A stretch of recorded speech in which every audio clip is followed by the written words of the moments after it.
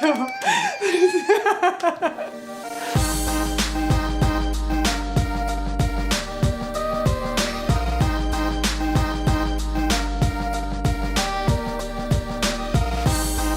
Okay, so welcome. I'm Megan Abbott, and this is Mia Khalifa. Some of you may recognize her, some of you may not. Turns out a lot of you do. As I have found out via text and DM saying, oh, where are you hanging out with Mia Khalifa? How do you know Mia Khalifa? Well, funny story. Are you okay we tell the funny Yes, story? of course. So, Mia, I know her first professionally, and if you don't know me, I'm a life coach and a business coach. And so I started working with Mia via my fiance, Joseph. And, you know, I knew she was sort of a big deal. She's got a few followers on Instagram. How many followers? A couple, 15 million? 15 million.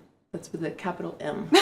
And so you may be thinking, if you don't know who Mia is, well, God, how and why do you have 15 million followers? How are you so famous? You're such a big deal.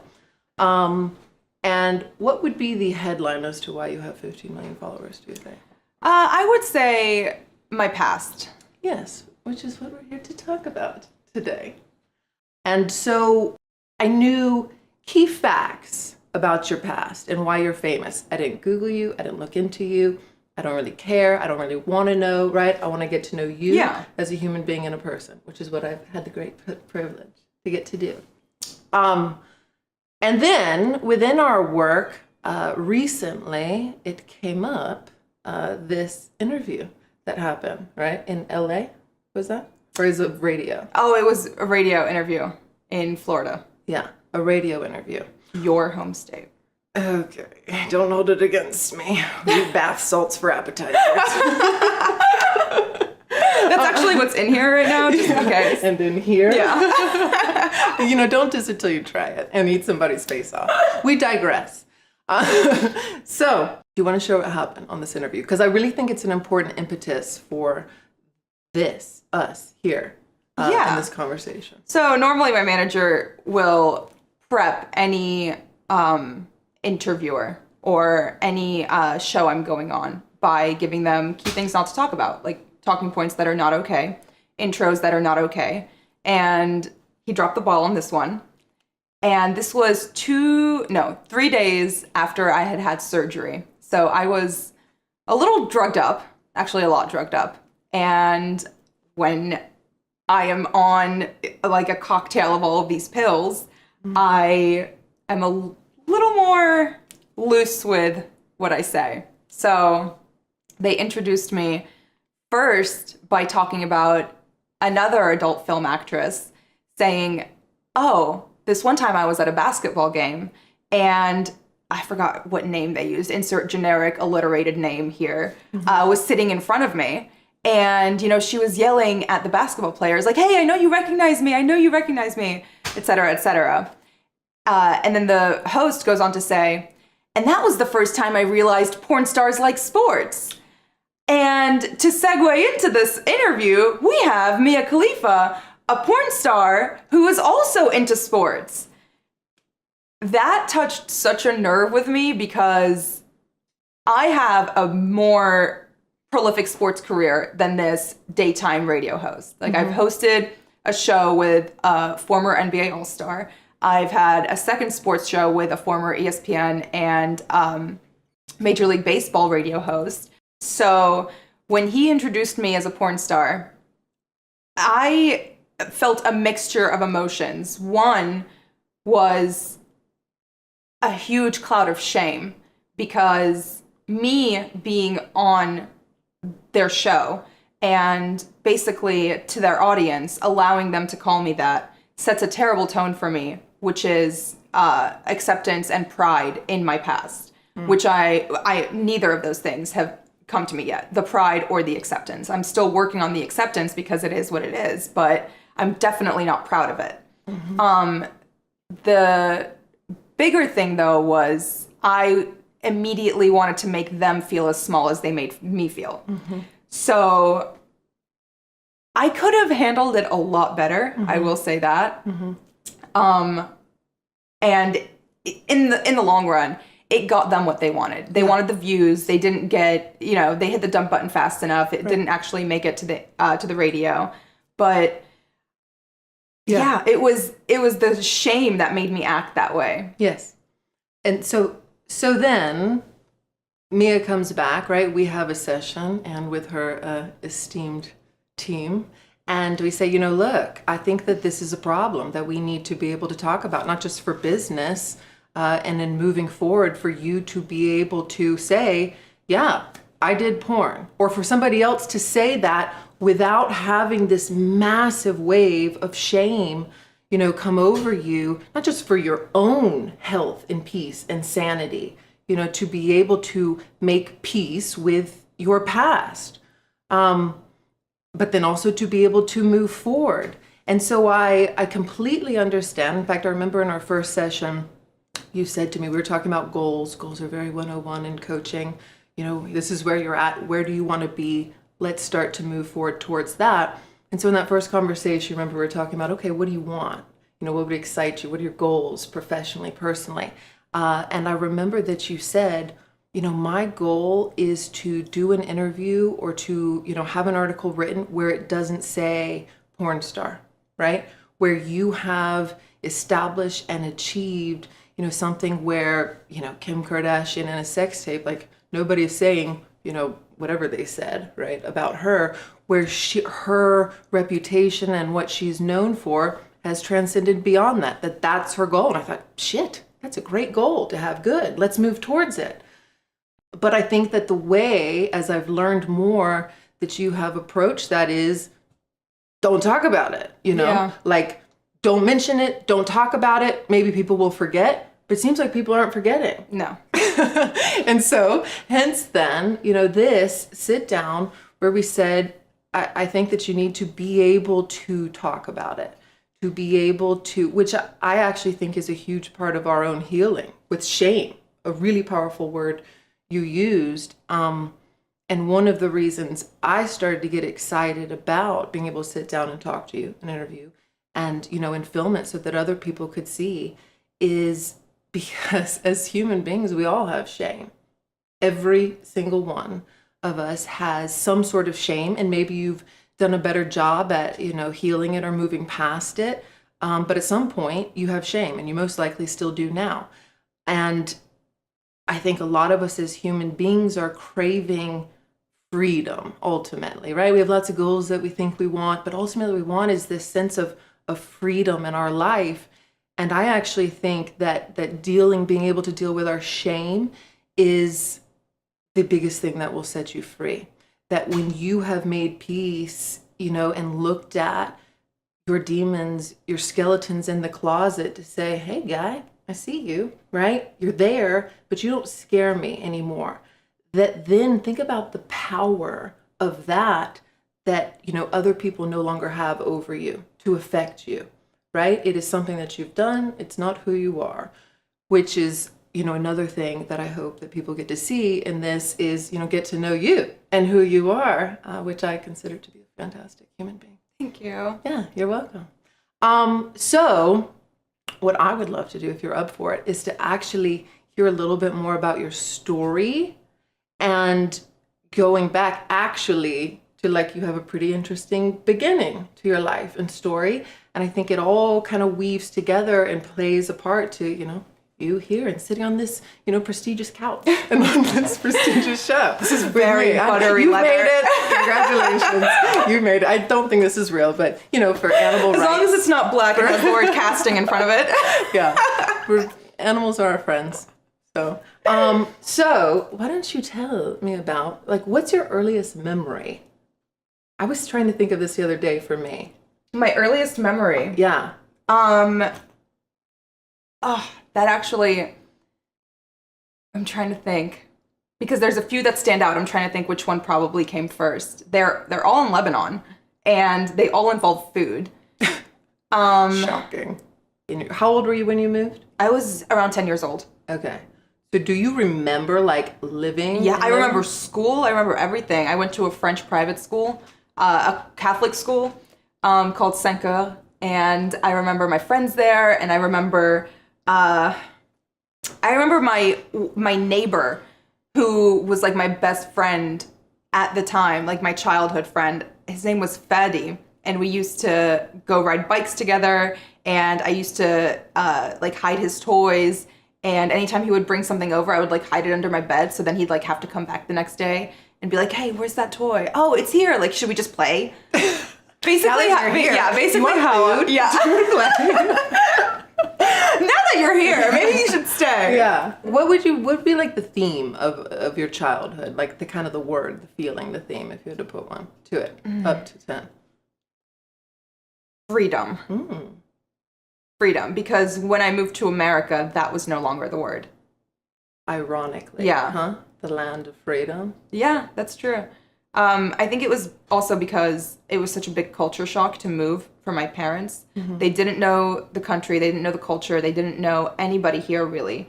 So they didn't trust most people. So I wasn't allowed to just go to a friend's house or, you know, go play in the park like all of the other kids. Like my parents were very scared and overprotective.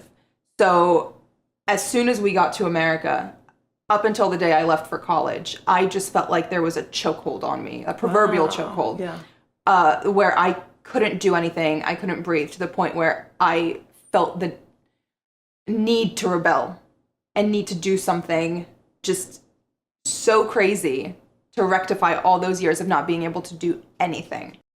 Do you remember like the actual moving process? Did you know what was happening? No, of course. Like I had to say bye to all my friends and family. I remember packing. I remember packing my little backpack to take on the flight with me of like all my toys and stuff. What do you remember feeling during the trip?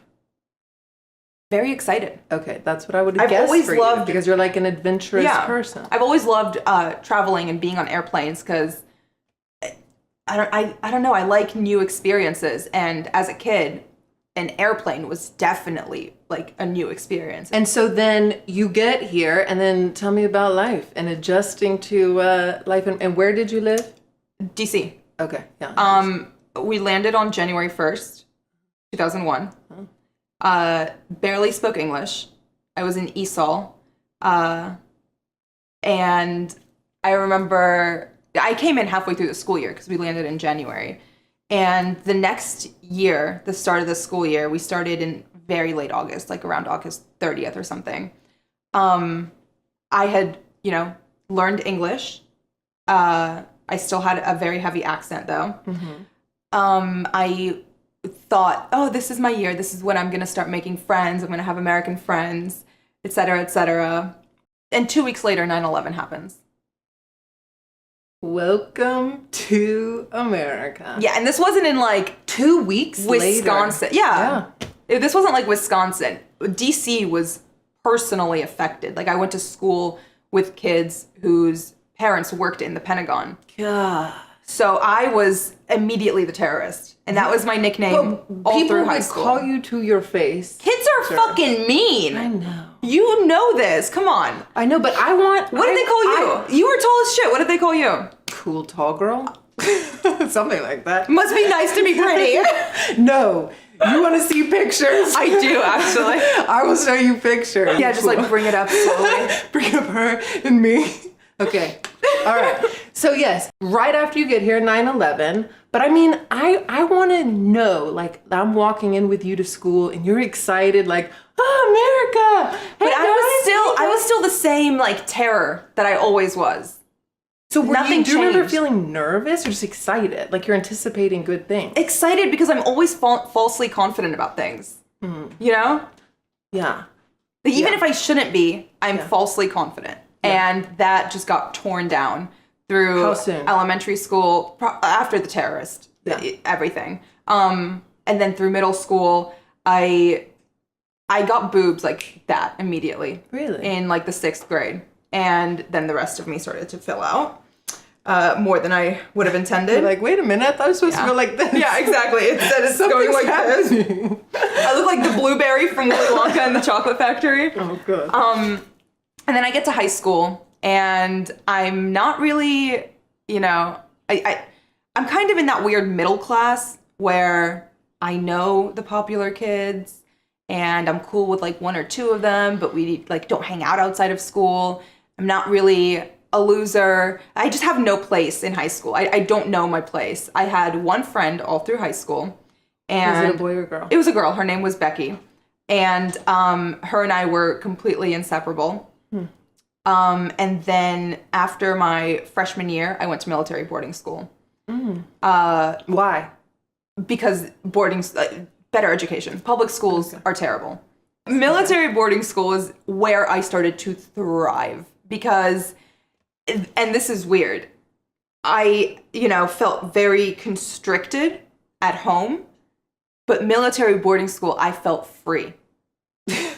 I felt like I was a part of something bigger than myself, and it was so nice. Yeah, I bet. After how many years before that? Yeah, I didn't know my place in America and in school, even in my family, because I was the only one who was, Lebanese born and raised. Everybody spoke Arabic, but I was also becoming Americanized.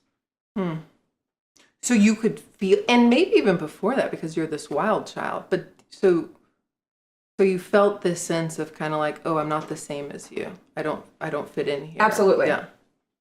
Absolutely. No. And do you remember struggling with that, or just being aware of it, or maybe liking that you stand just being out? aware of it? Okay, being aware of it. Yeah, and kind of using it to fuel my rebellion a little bit. And so then you graduate from high school, and what happens? I go to college, and in college, so in military school, we took extra classes. Like, I lived there in the summer too, and all of those extra classes were college credits. So I was able to graduate college in 3 years because I had 3 years of high school, college credits earned. So I went to UTEP. Graduated, got out of there as fast as possible because there was nothing in El Paso.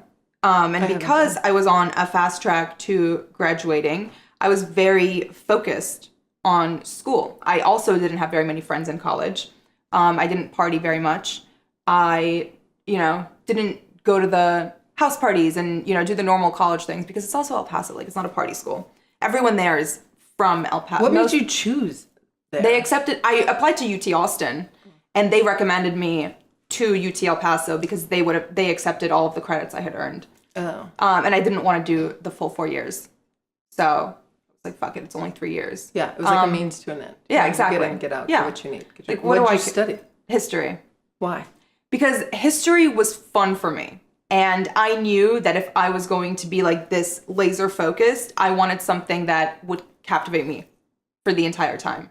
And it did. But I also graduated and I was like, well, fuck, I don't want to teach. What am I going to do? So when you were choosing a major, right, what you're going to focus on, you weren't thinking like... I didn't know what I wanted to do, what I wanted to be, I had no 5 or 10 year plan. I just wanted to get a degree and get it over with as fast as possible. And history was... Interesting and fun. Yeah.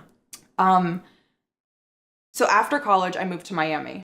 All through college, so I started to lose weight my senior year of high school, and the weight loss continued all through college until I got to be I was way skinnier than this, actually. I got down to like 98 pounds.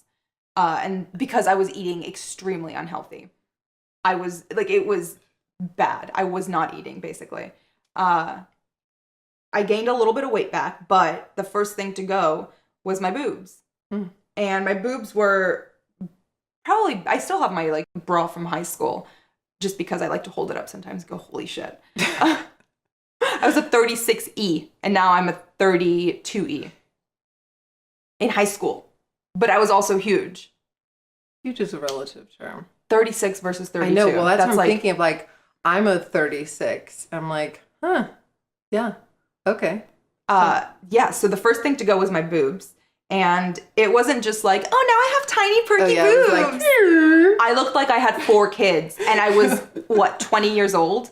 It was so detrimental to my self-esteem. Yeah. I hated being in a bikini. I couldn't wear certain things. I couldn't even wear a bra without, the excess skin showing. So through college, I saved up for breast augmentation. And part of the reason I chose Miami was actually because... I knew I didn't want to live in California, but the best doctors for that are in Beverly Hills, but the second best place is Coral Gables in Miami. I couldn't afford to like fly to Beverly Hills, stay there for a week to recover, all that stuff. So what I wanted to do was do it in a place where I lived. And after I got to Miami, about like 4 to 6 months into living there, is when I made the appointment. The entire time I was, doing consultations, weighing out which doctor I wanted to go to, all that stuff. And finally I chose the doctor, got it done. And I woke up from the surgery and I was like, wow, I'm pretty. Really? Yes. Is that the first time you can remember feeling pretty? Yes. But it was a very unhealthy kind of pretty. Like a pretty where I needed to be told I was pretty. Like I needed that attention. Because I never got it in high school. And I didn't really get it in college because I dressed extremely frumpy because I was self-conscious about the way I looked from... I was losing a lot of weight, but I couldn't wear tank tops. I couldn't, everything I wore was like a t-shirt because my boobs just looked so bad in everything. Yeah. So I just craved male attention. Yeah. Healthy or unhealthy. Like it didn't matter. I needed male attention. I think every woman craves to feel attractive. Yes. But I think that a lot of feminists reject that, right? Because we're so often like the story is like that's the patriarchy controlling us, that our value is our beauty, our sexuality or our aesthetics, so it becomes this kind of convoluted, like, I want to be pretty, but is that bad to want to be pretty? And I think we all as human beings, want to feel significant, special, wanted. There's something about us, right, that is desirable. That is part of human nature. Yeah. And if you don't have it, we all will find a way to do it, whether it's being a rebel, right, can be part of it, whether it's our sexuality, or bodies, whether it's our quick wit or intellect, maybe a lot, right, if we're multifaceted and talented. But we all have to have something that's like, why am I wanted? And the more I can find something that people really want, the more we're going to do and pursue it, right? Okay, good. So now back to Miami. The boobs, the emergence, yes. You feel this, I'm attractive. Walk me through it. Were there lots of bikinis at this point? Well, it was Miami, of course. Okay, it's like... I could not wait to be like fully healed and able to wear them. Yeah. I like 3 weeks to 4 weeks after my surgery, I was walking down the street in Miami. It was just like a shop. I was actually walking across from a Pier 1 Imports to like a restaurant across the shopping center, and a car literally stops dead on its tracks and rolls the window down, and they're like, "You are so gorgeous. Would you like to model for me? Like, can I give you my card?" And I'm like, "Me? Are you serious? Really? Yeah. Me?" Yeah. So I take their card and I go home and I look at it and I Google what it is, and it's a porn company. So in my head, I was like, oh, what the fuck? But wait, maybe. Like, he told me I was pretty. Maybe I'll just go in and, like, talk to them and see what it's about. So, like, 2 weeks later, I gave him a call, and I was like, yeah, I'd like to come in and, like, take a tour of the offices and, just ask some questions. So it was a beautiful office, too. So I go in, and he gives me the tour, and they're all just so nice and so friendly. Everyone there is so sweet. There's a lot of women working there. He just worked in like, video editing and talent management. All of like the production and film crew, they were all women. So that immediately made me feel very comfortable. And that was just like, from that point, it was a whirlwind after I said yes. But did you in that meeting say yes, or was it something you like thought about? Oh, I thought about it for 2 weeks before I even called him to take a meeting. But like once I was in there and everyone was telling me how pretty I was, and I saw how nice everyone was, I was like, yeah, it didn't feel like skeezy. It felt like this business, these are normal people. Oh, this must be like a Yeah. Okay. It's not the motel porn that people think in their head. This is a multi-million-dollar corporation. Are you like do you have somebody close to you that you're saying like, is this crazy? I'm thinking about this. Are you telling anybody No, this? You're nobody. just completely Because in my head, I went into it like, oh, I'm sure like people do this all the time. This will just be my dirty little secret. Like, who the fuck am I? Who am I? Like, I have 400 friends on Facebook and like 200 followers on Instagram. Like, no one's gonna ever know. Was Instagram? Oh yeah. Instagram was It already a thing. pretty big. Yeah. Okay. Yeah. Right. So you're thinking like dirty little secret. Yes. You have this like rebellious side. Yes, like an anyway. alter ego that could be, you know, fun and a chance to let loose, and no one's ever gonna find out about it. Any other thoughts that went into this like equation? Yes, definitely the safety aspect of it. Okay. And I will say they're very vigilant about testing. Okay. You're not allowed to shoot unless you've been tested. Good. Both parties. Mm-hmm. So that made me feel better. And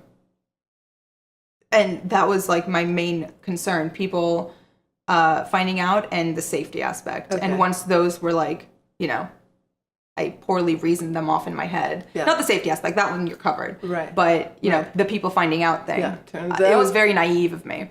But what would you say prior to that was your kind of relationship to sex? Was it this big deal? Was it this dirty thing? Was it this? No, it was just like, to me, it was always a very natural thing.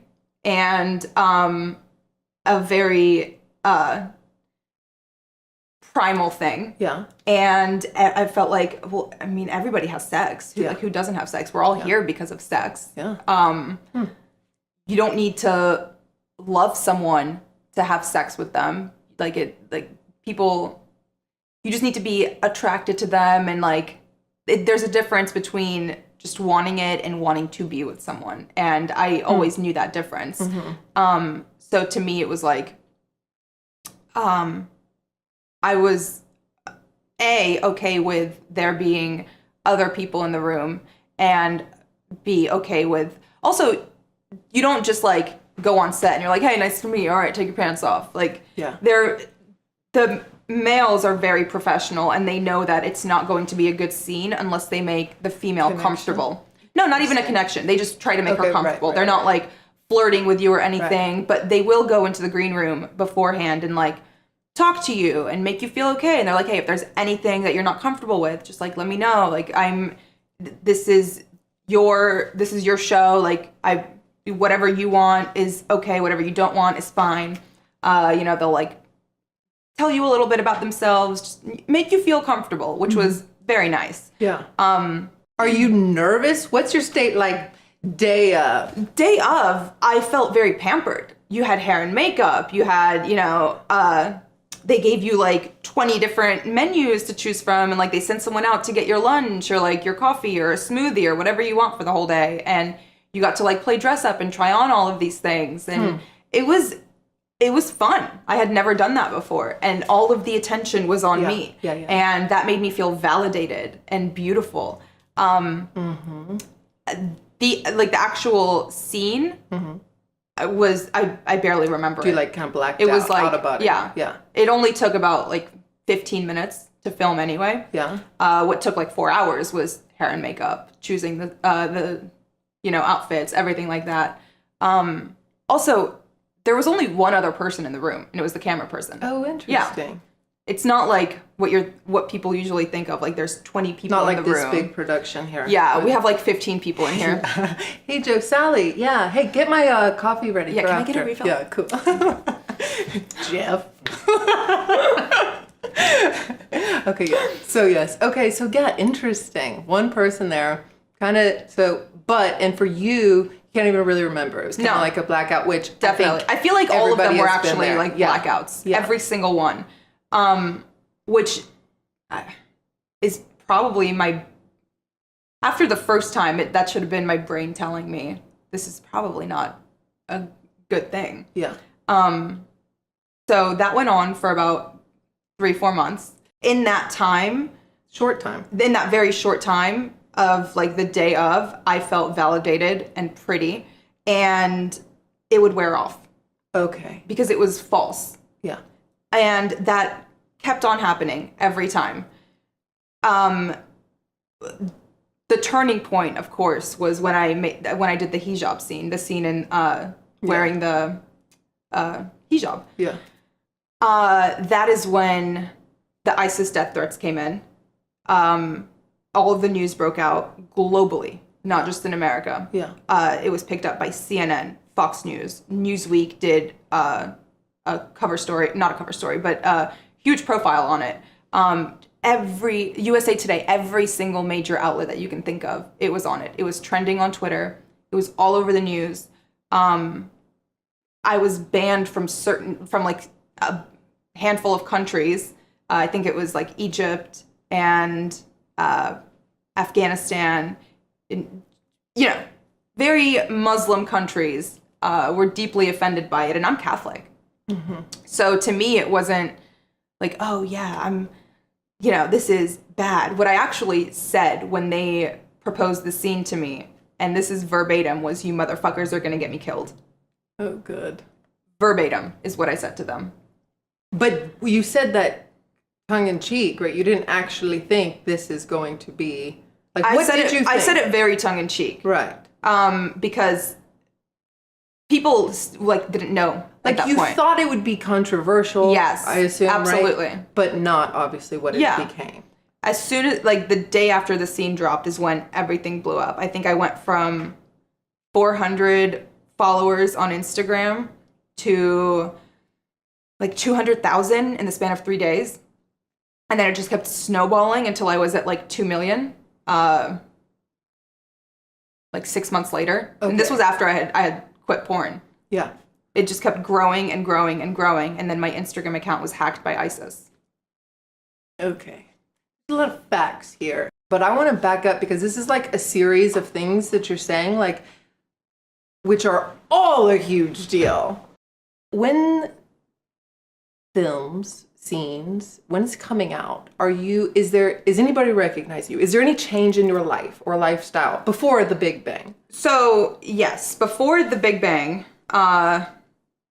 proverbial Big Bang, and I guess literal.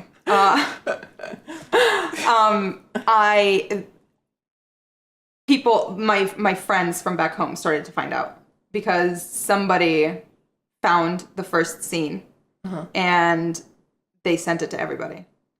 So that I was already about to film the one with the hijab that basically went viral and global. Mm-hmm. It was going to happen that week. So I was like, well, I can't back out.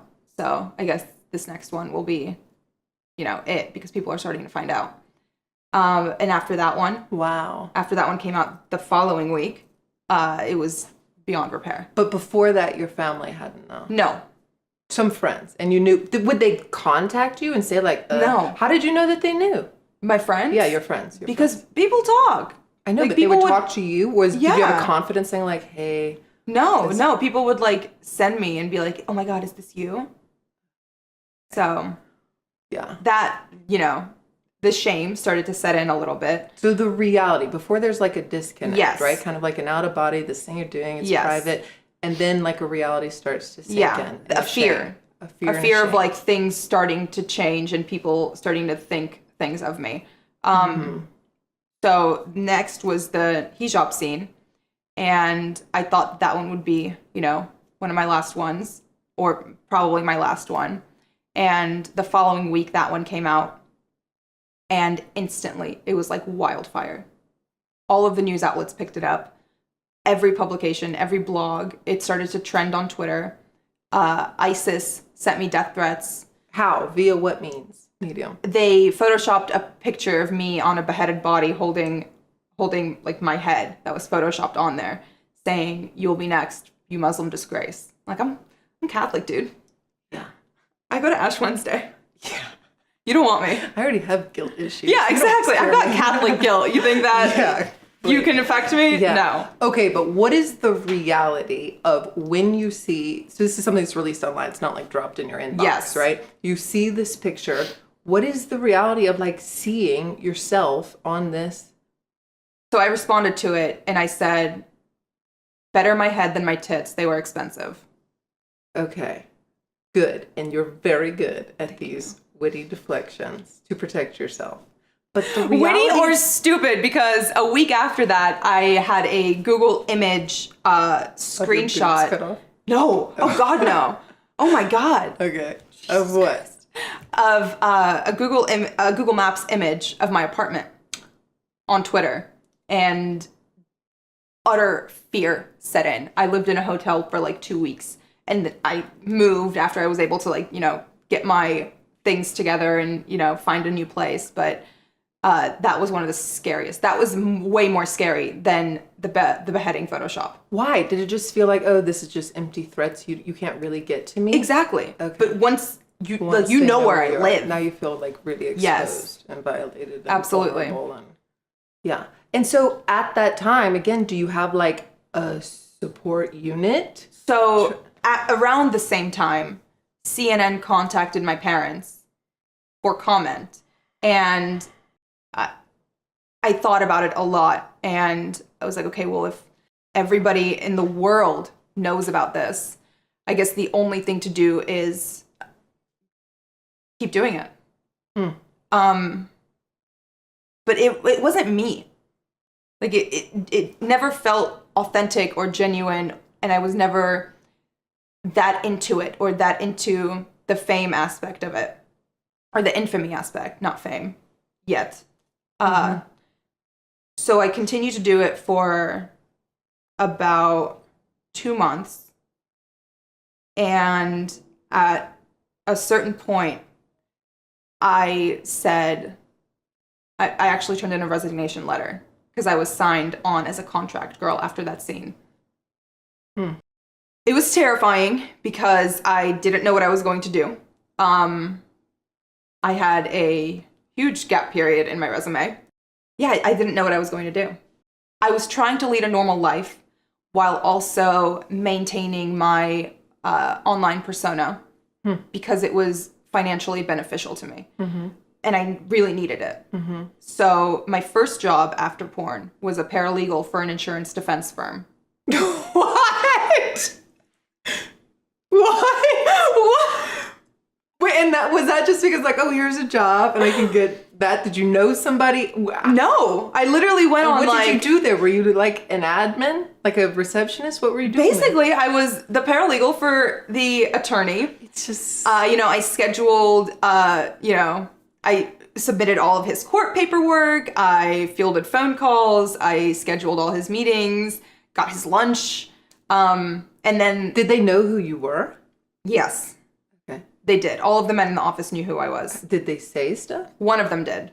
And it made me highly uncomfortable. And, people would look at me weird. It wasn't a big office. It was, 6 attorneys and 1 receptionist and 6 paralegals. So it was a small workplace. But 6 months into that job, they dissolved the company. It went under. So I had to find a new job. And after that also, being unemployed lengthened the time that I kept the link in my bio and kept, the whole online persona going. I chopped all my hair off so I wouldn't get recognized in public. I cut it to here and I dyed it blonde. Nothing worked. Really? Yeah. Wow. I would wear, and my manager can attest to this, I will be in the baggiest clothes with my hair in a bun and sunglasses on, walking down the street, and a passing car will still yell out their window and recognize me. And what is that like for you to now suddenly be famous? After the whole high of, feeling validated because of porn wore off, I immediately started to feel ashamed anytime a man would look at me a certain way. I could immediately sense that, oh my God, this person has seen me naked. And I never want to give them the satisfaction of feeling like they have an attachment to me. So I dressed extremely frumpy. I tried not to go out in public as much as I could. I hated being recognized when I was alone because it made me feel unsafe. A few things have happened to me where people felt entitled to touch me in public because they felt like they knew me online, or they thought that I was a certain way because I did porn, or that, I was okay with having my privacy invaded physically because I was, on camera naked. So ever since, like, I hate leaving the house for Now? that reason. Today? Yes, today, and probably forever. I hate being looked at. I hate being noticed. I hate being recognized. It makes me wildly uncomfortable. And it makes me scared to even like go get packages from my leasing office when I'm alone. Because anytime I can avoid having people recognize me, I will avoid it. And if that means never leaving my house, great. I love my dogs. I never have to leave my house. Wow. So I became very reclusive. And after, that 2 months of unemployment, I finally found another job, and I was a bookkeeper for a construction general contracting firm. Mm-hmm. And I was terrible. Mm-hmm. Oh my God, their books have never been, I think they're still trying to fix their books after me. I cannot imagine you. Oh God, I feel so bad for them. Bless their hearts. Yeah. Bless their hearts. So sad. So doing that for, I think I was at that job for about 8 months when I hit a turning point in my life where I decided to accept it. Accept who I am now, my persona, my, future, and what I wanted to do. So I decided Miami was a toxic place because Miami is a toxic place. Mm-hmm. It's a very transient city. It's not a place to live and try and have a good quality of life. Mm-hmm. I knew some people in Austin, and I came to visit Austin one weekend, and that was kind of the turning point. 2 months later, I quit my job, packed up all my shit, and moved to Austin. Mm-hmm. And decided I'm going to try and rebuild. I'm going to try and change the narrative, and I'm going to try and, make a career doing my passions, which was sports and being a loudmouth and annoying people, but mainly just sports. So I knew I was good at it. I knew people listened to me because even when I had my Instagram and Twitter, I would always be like live tweeting during games and talking all the shit that I could, and people enjoyed it. Yeah. Anything else significant to you about like this 3 years in Austin? Yes, absolutely. I think the biggest growth I had was my last 2 months in Miami and my first year in Austin. I realized that, and I guess this just comes with getting older and being wiser and learning more about yourself, but I realized that all of the validation that I ever got from men was always temporary. And I never in my life have felt more validated than when I did not have a boyfriend, I was not in a relationship, and I was not talking to anybody, and I had time to grow as a person and learn myself and learn what my passions are and what I love, because I was in a relationship after I did porn. And it was a very unhealthy relationship. Not that he ever did anything wrong to me or treated me poorly. It was unhealthy in the sense that I relied on him for my happiness and my validation. Like if he didn't tell me I was pretty that day, was I pretty that day? Yeah. It was kind of like that, which is a terrible way to think as a young woman. Yeah. But I feel like everyone goes through that. Oh, and some people live there forever. Yeah. Right? Where my significance requires upon you telling me. And if you're not telling me, then... Exactly. Yeah. And I think my biggest turning point was when I started to go to therapy, because I wanted to, even though I didn't have one, like, it's not like I, had a relationship and I needed help fixing it. I had a shitstorm of many little problems that I wanted I wanted tools to take away and know how to fix them myself, but I needed someone's help to do that. So I started going to therapy with your fiance, and that's how we met. And ever since my first session with him, I have not been the same person. Why? What do you think changed? I think I just needed somebody to tell me what to do, because I didn't know what the first step to take was. And the first thing he told me was, cut this bad person out of your life and validate yourself. You don't need him to validate you. Went away from that session, blocked them on every outlet that I could, on phone, email, social media, everything. Completely cut them out of my life. And that was the happiest week of my life because I wasn't sitting there wondering, oh, is he going to text me? Oh, am I going to get a phone call today? Yes. That weight was lifted off my shoulders because I had the power. And it wasn't like I was using it as a ploy to try and like play games with him. It was kind of like... You took your power back. Exactly. It was that was very empowering. And session after session, I got, tools here and there and lessons to take away. And I actually, one of the biggest things was to write. For a month straight, I wrote down 3 things that I'm thankful for in the morning. And then at night, I wrote down 3 things that I had learned that day about myself. Wow.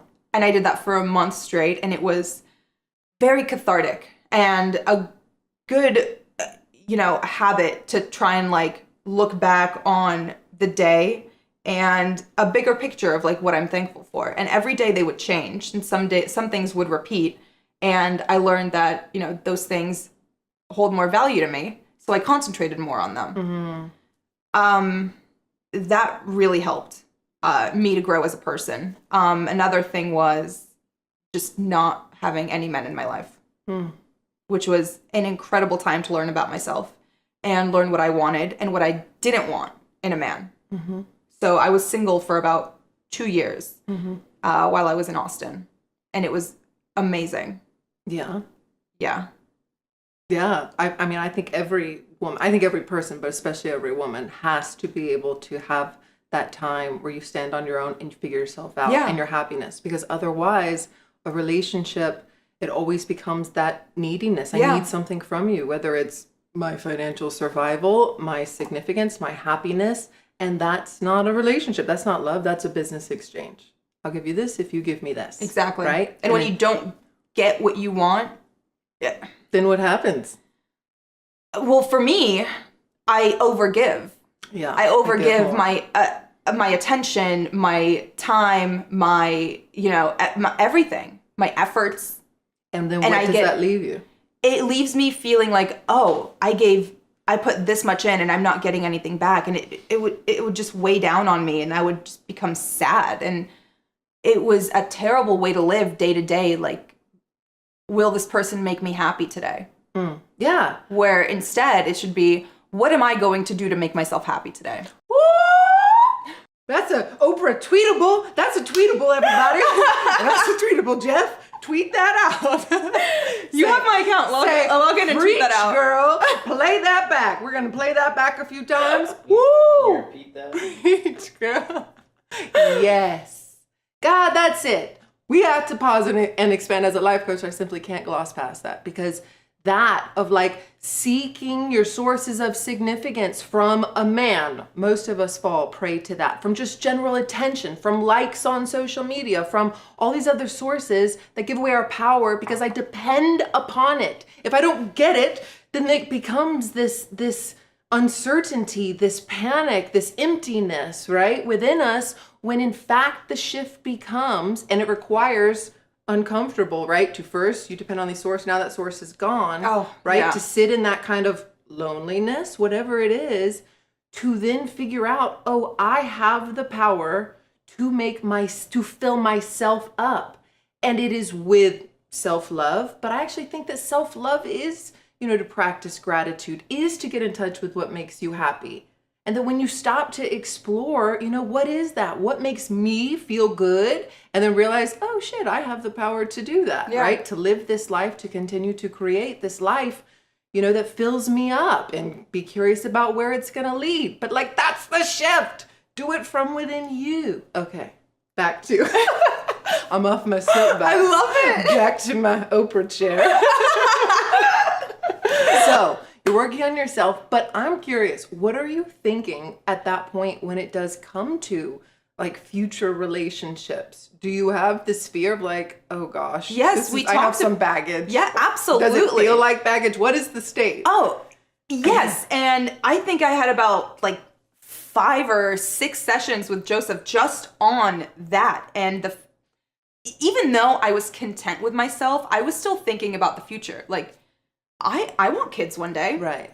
I was actually very scared that I would never find anybody. And I think I told him something very close to these lines. Like, I'm afraid that I will never find anybody who doesn't recognize me. And even if they do recognize me, isn't into my past. Yeah. Like, they're not into, I don't want somebody who wants that world. persona. Yeah, who wants that, yeah. Yeah. So you just thought like, oh gosh, I want this, but I don't really know how this is going to work, how that's possible. Yeah. And all Joseph told me was, why are you concentrating on that right now? That doesn't matter. Good job, Joseph. That is good life coach approved advice. Yeah. Psychologist. Yeah. Okay. Good advice. And so then what happened? I went on just living my life, doing things that made me happy. And things that made me happy was traveling with my friends, going to sporting events, watching sports, still not leaving my house. And I don't think that's just a recluse thing. I think I just like being at home. Yeah. Cooking for my friends, throwing dinner parties or brunches and having everybody over and feeding them and just enjoying my time with the people that I love and care about and who care about me as a person and not how many followers I have on Instagram. And when I was just minding my own business, you know, not looking for anybody, because this was after Joseph had like nailed it into my brain that I should not be looking for a relationship and I should not be worrying about if I'll ever find this person who doesn't know who I am. I found that person. And it happened in an instant and it clicked and he was halfway across the world and we were just friends, like internet friends who flirted, and it slowly grew over the course of, 3 months until we both decided that, okay, we never talked about it. Only talked about it a little bit. Like, yeah, I really enjoy talking to you. His name's Robert, and he's my fiance now. He's a doll. He is. So I flew to meet him in Copenhagen. Flew all the way there and spent 10 days with him, and it was the best 10 days of my life. And on the last day, he was like, I'm not letting you get on that plane. You're my girlfriend, right? Oh. And I was Robert. like, yes, absolutely. Oh. But he was that person that I never thought I'd find. Yeah. Someone who accepts my past and isn't into it. He didn't know who I was when I first started following him. I found him. You started following him? I did. I found him by accident. So I follow the Michelin Guide on Instagram, and the Michelin Guide posted about the restaurant he used to work at. And that took me to that restaurant's page, and they had posted a goodbye photo of him. So that took me to his page. And I was like, oh my God, this food looks incredible. Everything he's cooking looks incredible. And wow, he is so good looking. So I followed him. And because he didn't have, that many followers, he had notifications turned on. And all of a sudden, his Instagram started blowing up. Because when I follow somebody, all of my followers can see that. So they start following them. And he finally saw the little blue check mark. And he's like, who the fuck is this following me with 5 million followers? Like, who is this bitch? So he DM'd me and he said, hey, like, hello? He's like, are you into food? And I was like, well, I am. Yes, I am, actually. And yeah, from there, we started talking every single day with a 7-hour time difference. He was 7 hours ahead of me, and he would get off work around 1 a.m. and bike home as fast as he could, and then we'd FaceTime for an hour every single night. So he sacrificed a lot of his sleep to talk to me, and I would rearrange all of my plans so that I wouldn't be out of the house during that 1 hour that he could talk. And that's how we made it work for 3 months, getting to know each other before we both decided that it was time to finally meet. Man, that's exciting. I've had a few of those situations that didn't play out that way. Story for another time. But, okay, did you and he during that time, did you talk about your past? Yes. And or since then? Okay. Yes. Yeah. So I knew that he didn't really recognize me. Right. Or know who I was. Right. So about 3 weeks into talking to each other every single day, I realized, I think I really like this person. I love talking to him. I love everything he has to say. I love learning from him.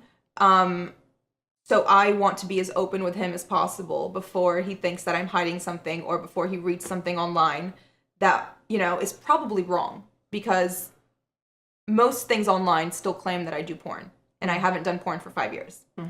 So one night I told him I needed to tell him something, and I was too chicken shit to like say it face to face on FaceTime. So I messaged him and I basically gave him the entire backstory. And he said, well, I did Google you because I just wanted to know who you were. And I saw that it said that. But to be honest with you, I don't care. Like, I have friends who used to be drug addicts who are now some of the best chefs in the world. Like, everybody deserves a second chance, and everybody has a past that they're not proud of. And I don't think anybody should be punished for what they did in their past, no matter how old they were.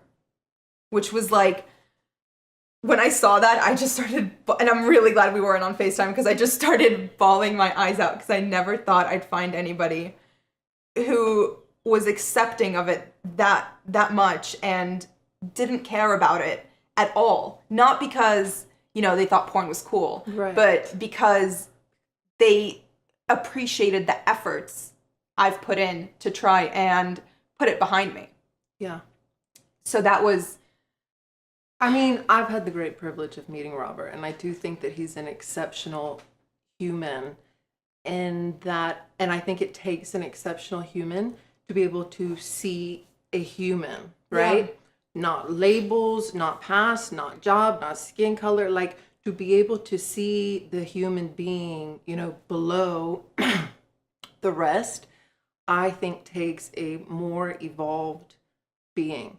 And I think that anybody who, looks at and says, oh, porn, to me, that is more a reflection of their own ignorance and insecurity, and in fact showing their own shame. Yeah. Because psychologically speaking, the only reason we judge anybody is because of our own. Yeah. We judge ourselves, right? So the greater, stuff you get from people, the greater they're showing their own, stuff. And the fact that Robert, could respond like he did, I think is just a true testament to how spectacular of a person that he is. He's very rare. Yeah. But I also think that a lot of people can identify with, women especially, with feeling like, gosh, like, I'm not going to find somebody, there's nobody for me, for whatever reason. Like for me, and being, 6'3", I intimidate a lot of guys, and there's a lot of other stuff, that's intimidating about me. For you, for your own reasons. But all this feeling of like, I'm not lovable. I'm not going to find, my person for said reasons. And that's what I think part of shame is, right? This is a part of me that's not lovable, essentially, right? And I thought it was the biggest deal breaker and non-starter for a relationship ever. Yes. It was like, no one can top me. Yeah. You went, well, yeah, if you're going to do it, you're going to do it. Yeah. It was, yeah. But in fact, like, what do you think happened in you when you saw Robert's message? Like, what do you think that did for your own healing, growth, and moving past this? It made me feel accepted, and even though we were nowhere near the L word, but it made me feel loved for who I am, not what I've done, not anything else, but just me as a person. And the fact that he appreciated everything I've done since then to try and right those wrongs, or put it behind me, or change people's perceptions of me, meant so much that and sometimes this still gets me down. And I just think back to, if I can find a man like this, like, I can do anything. And it's, all of my efforts have been for something. Mm-hmm. It gets me so down when I get no's from companies because they don't want to work with me because of my past. But, I also thought I would never find a man like that. So if one company says no to me, there's somebody out there who will want to work with me. Yeah. Yeah, for sure. It motivates me. Yeah. Yeah. My dad says, stand back, non-believers, and watch. Yeah, no, I'm glad that I think that's phenomenal that you turned that into fuel and motivation. Where do you think you still have healing or growth around your past? Accepting it. I'm still not there yet. I might put on a facade like I have because, I feel like fake it till you make it. But I definitely have not come to terms with it yet. I still, and this is something me and my manager fight about all the time. When people ask me for photos on the street, my answer is almost always, no. Because there's nothing that'll make me feel more little than when I do say yes and the person walks away like, thanks, huge fan of your work. That just makes me feel dirty. Like I let this person into my personal space. I gave them the satisfaction of having a photo with me. I don't know what they're going to do with the photo, what caption they're going to post with the photo, who they're going to send it to, what they're going to say with it. Like I just made myself so vulnerable for the sake of being personable to people I don't even care about. Mm-hmm. So I have a belief that everything happens actually as it's supposed to. Okay? So just sit with this for a second. Because in the moment, what can seem like the worst thing, right? Something really bad can actually, when you get more time and perspective, end up realizing how crucial a chapter, it was. And that, spiritually speaking, I believe that everything happens to help us grow, right? And evolve, to teach us something. What do you think was the lesson or learning or growth that came out of you doing porn? I think it was the people in my life now. That is the best thing that came out of it, because if I had never done porn, I would not have ever met Jeff. I would not have ever met Robert. I would not have ever met you guys, you and Joseph. I would not be in Austin. My entire life would be completely different, and I would never trade any of those people in my life for what could have been. All of the bad and everything I have to deal with is worth it because of the people in my life. And how do you think it has shaped and helped you grow personally? Oh, I think it has given me the thickest skin a person can have, because death threats from ISIS will do that to him. Yeah. Yes. Yeah. It's made me not sweat the little things. Anyone can insult me and it'll never offend me. Anybody can say anything they want about me and it'll never offend me. Of course, some things do still get to me sometimes, but I do always compare it to like, all right, but are you ISIS? Yeah. Are you going to kill me? No. Move on. Keep walking. But I actually think that's really healthy, to be able to have that, like, it could be worse. Exactly. But in real life, it could be ISIS. This is like, people tell me all the time, oh my God, I've seen the comments on any picture you post on Instagram. Like, how do you deal with that? And my answer is always like, I don't see them. Yeah. I don't get caught up in that. Yeah. I see comments from people I follow, and I see messages from people I follow, and I see absolutely nothing else. I mean, it's there, but I never have the urge to check it, to read it, to look at it. Never, ever. Because the only things that matter to me are the things that the people I know have to say. So if like my friend Jenna tells me I look fucking ugly in a photo, that's when I'm like, oh, should I take that down? Yeah. But if, insert name with a 69 at the end of it, user says, oh God, your nose is fucking huge. Like, all right. Yeah. Who are you to judge me? Who are you to judge me? Maybe hold a mirror for anybody watching this, or whoever has judgment. Yeah, absolutely. What do you think? I've always been fascinated about people's stories and stories in general.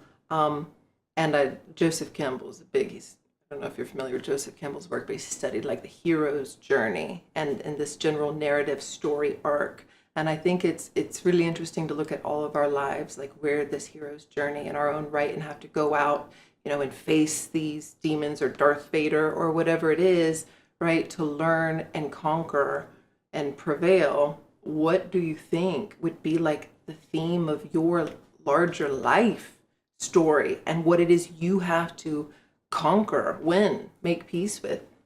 I think it's with my own self.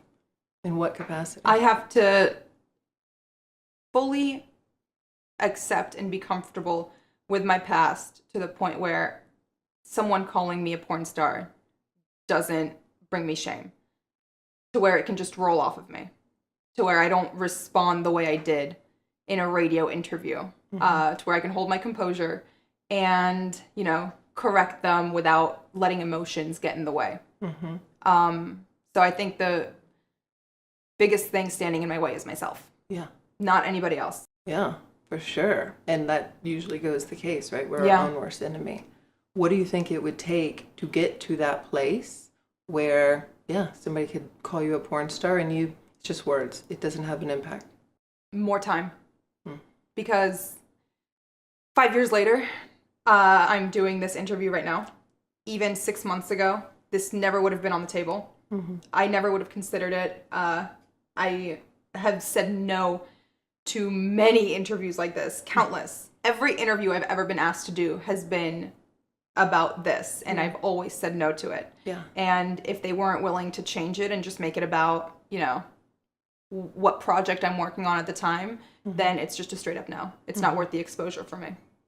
Because I was not confident and comfortable enough with myself to talk about it, because I felt like the more attention I brought to it, the more I would perpetuate the idea of me as a porn star, which I'm trying to get past, but I can't do that unless I face it head on. Yes, exactly. And I think that even in doing this interview and, you know, and talking really intimately about the firsthand experience, I think that's healing in of itself, right? To bring it up and out and talk about it is a huge source of healing. And the more you do that, the more diffused it becomes, right? Rather than when it's buried in this deep, dark shame box, it holds a lot of power and darkness and controlling us. So even to put it out and say, yeah, this is it. Like, this is my shame. And to look at it takes huge lady balls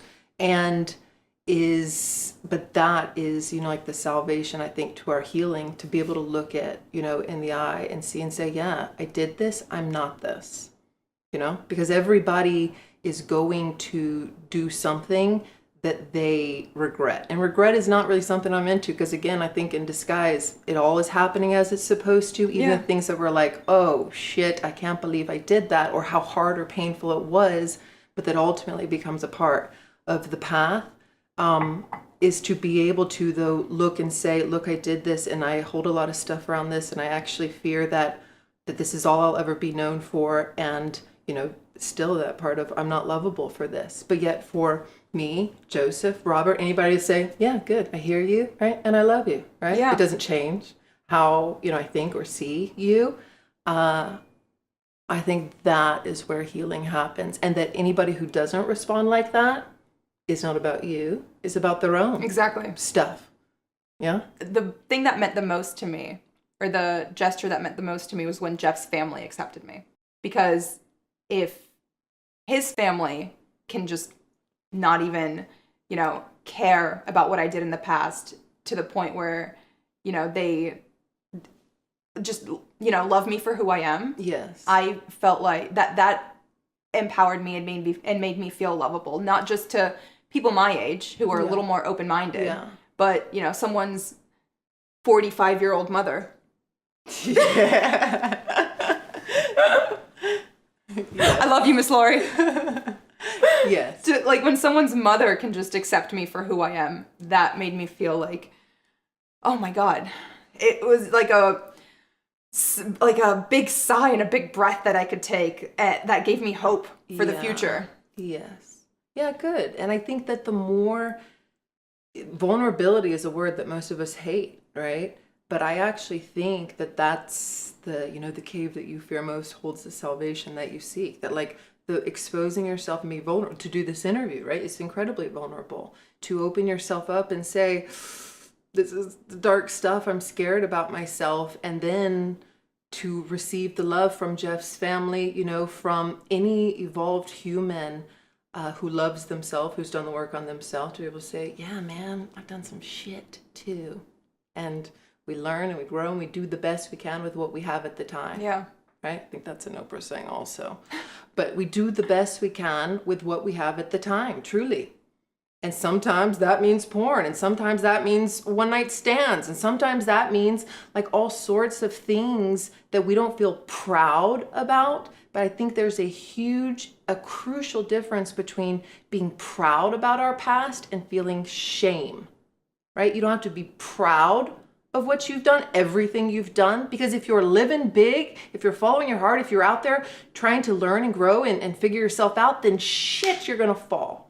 And you are going to make some huge mistakes.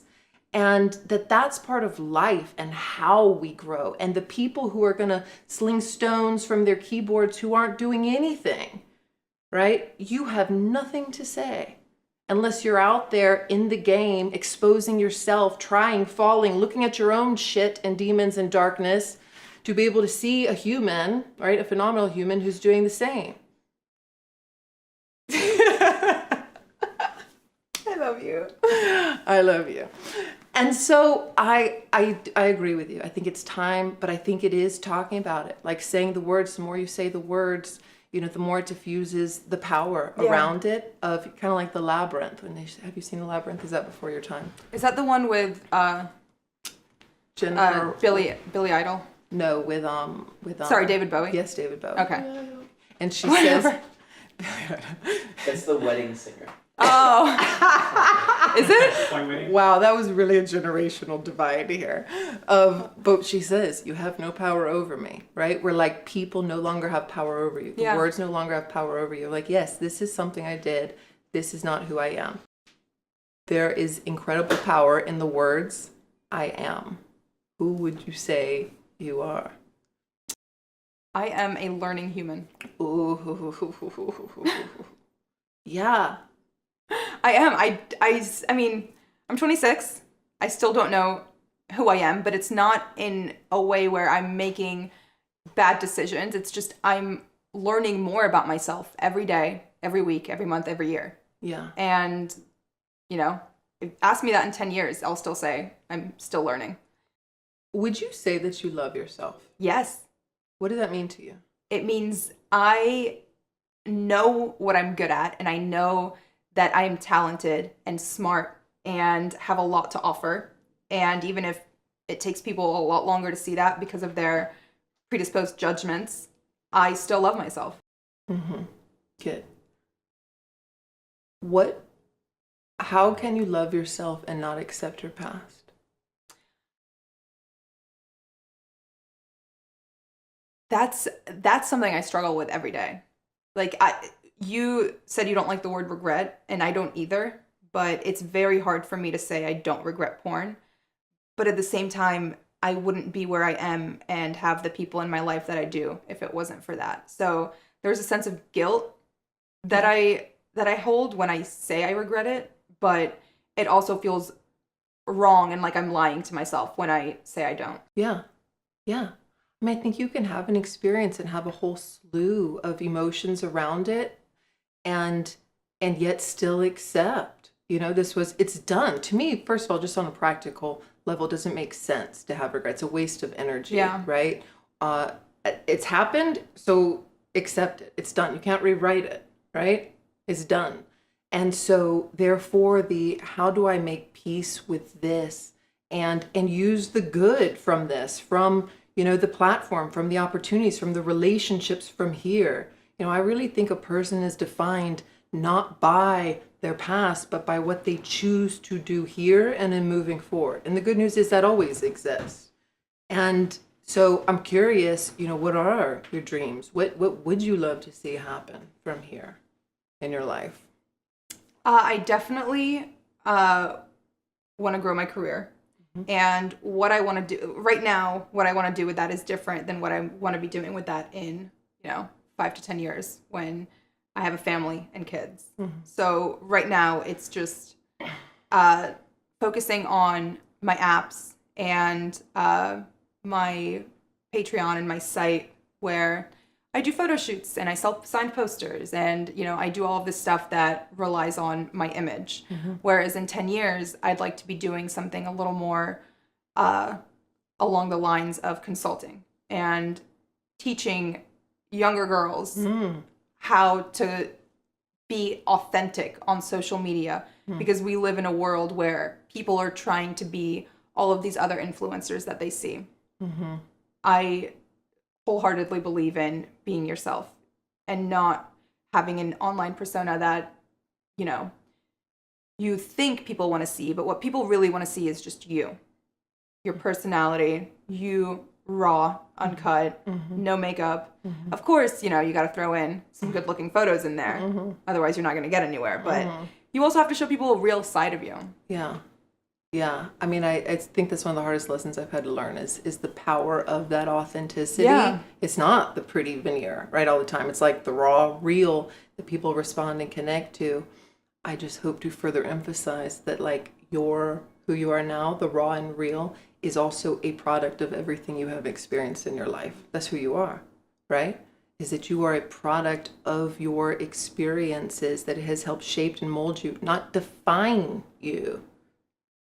Can't control, it's done, but what it means to you now, right? And who you choose to be. But that's part of like this raw authenticity, you know, yeah, some stuff has happened. It's an unconventional path, but being able to choose and write, you know, this is who I am and this is who I'm choosing to be and what I'm moving forward towards. What do you, what would be like if your message to little girls, like what would you want to give them that would make them better moving forward, growing up? Don't do porn. Don't ever do porn. Yes. Don't go anywhere near a stripper pole. Yeah. Yeah. No, I think it would be, I mean, and this is so cookie cutter, but love yourself. And it's hard to tell little girls that because it took me until I was 24 to really start applying and, you know, actively trying to do that myself. But just don't rely on men or anybody else for your happiness or for your self-esteem. Yeah.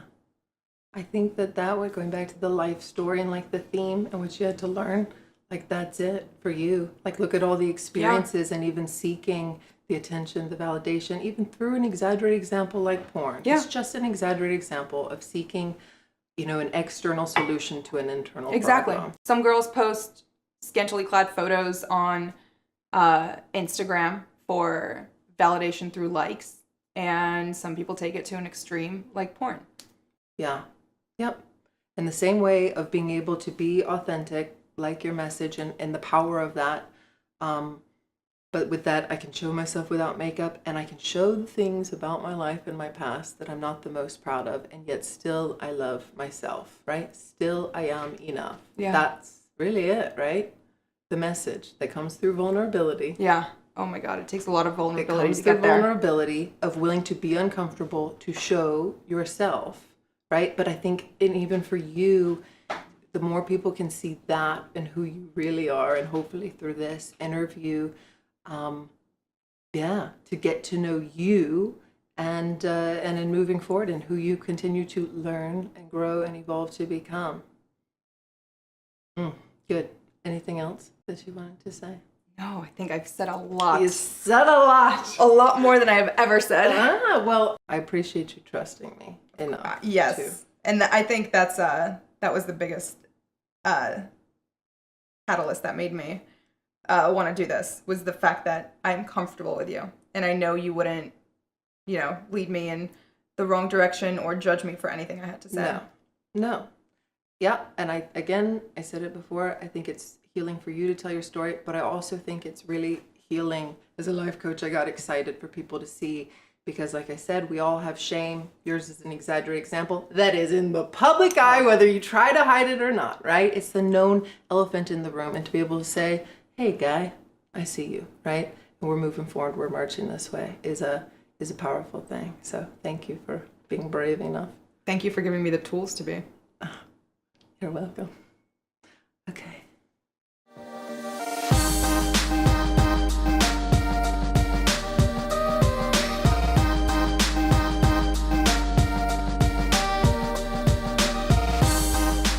I only did cocaine like 11 times. Oh God. That was a Lindsay Lohan joke. I don't do cocaine. Are these one of these things that you told me that I shouldn't say? Oh, Okay. cheers. Sponsor us. Cheers. The official drink of Texas.